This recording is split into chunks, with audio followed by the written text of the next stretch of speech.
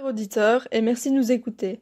Nous avons fourni un travail autour de la folie dans l'art et notre but à travers cet audio-guide sera de vous informer sur un sujet assez méconnu que sont les DJ et leur environnement. Kid Noise, né le 23 décembre 1981, est un DJ et compositeur électropop belge. Il a la particularité de ne jamais dévoiler son visage.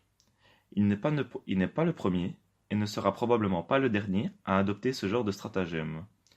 Le fait de ne pas dévoiler son identité facilite bien des choses, mais surtout, cela permet aux artistes de garder leur vie privée. Kid Noise, lui, a choisi de dissimuler son visage sous un masque de singe. Il a donc dû modifier tout son mode de vie, car il est très limité en ayant sa prothèse. Il est incapable ni de conduire, ni de manger des aliments solides. Donc il doit se nourrir à la paille, par exemple. En ce qui concerne Tomorrowland, qui est un festival de musique électronique situé à Boom, dans la province d'Anvers, en Belgique, il est créé par deux frères et apparaît pour la première fois en 2005. Ce festival, connu mondialement, compte pas moins de 365 DJ et 200 000 personnes. Celles-ci réservent leurs billets presque un an à l'avance. Ce festival ayant reçu 5 fois le prix de meilleur festival de musique au monde, dont 4 fois de suite, de 2013 à 2016, explique la hype qu'il reçoit. Passons maintenant à Daft Punk, qui est un groupe français créé en 1993, composé de Thomas Bangalter et de Guy Manuel de Homem Christo, et qui est un peu à la base de la musique électro d'aujourd'hui.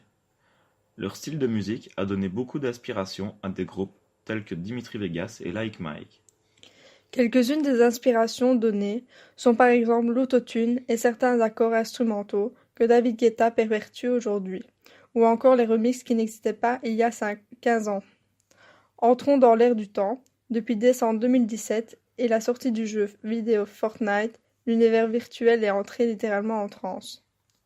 À l'occasion de son nouvel album, Marshmello a décidé d'entrer en collaboration avec Epic Games pour le promouvoir.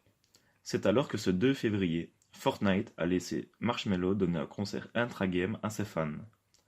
Pour vous, personne qui n'est pas à l'aise avec les jeux vidéo, il faut savoir que c'est un événement extraordinaire, surtout pour les DJ qui débutent et qui ont besoin d'un tremplin médiatique.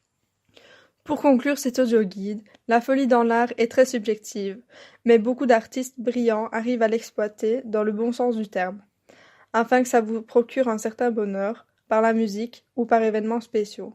Merci de nous avoir accordé votre temps. Bonne fin de visite, sauf si vous en avez déjà marre avec nous.